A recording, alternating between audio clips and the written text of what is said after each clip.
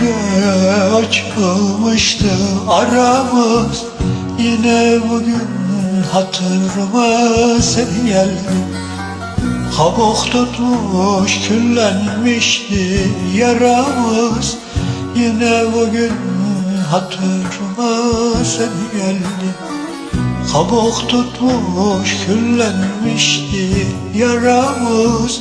Yine bugün hatırıma sen geldin. Ayrılık treni gelip geçerken, sevda dağlarını delip geçerken, herkes kendisine bir yol seçerken, yine bugün hatırıma sen geldin. Ayrılık treni gelip geçerken, sevda dağlarını delip geçerken, herkes kendisine bir yol seçerken, yine bugün hatırıma sen geldin.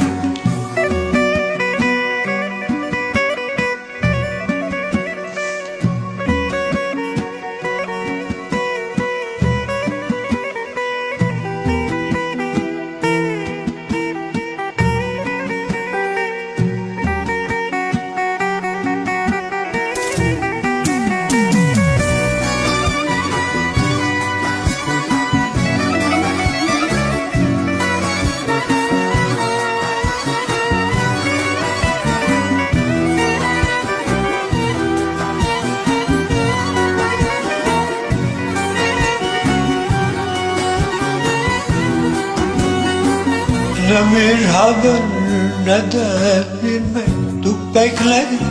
Sevdamını bir sır gibi saklar. Şöyle geçen yıllarımı yokladım. Yine bugün hatırıma sen geldin. Şöyle geçen yıllarımı yokladım.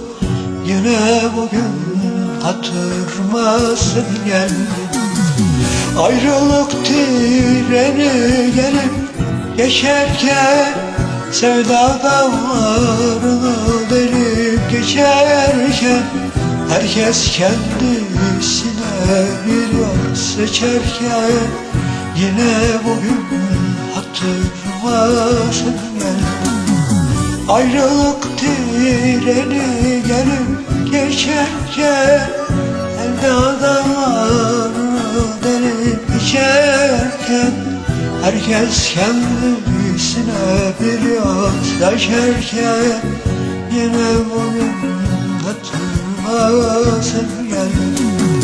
Ayrılık treni gelip geçerken, sevda dağlarını delip geçerken, herkes kendi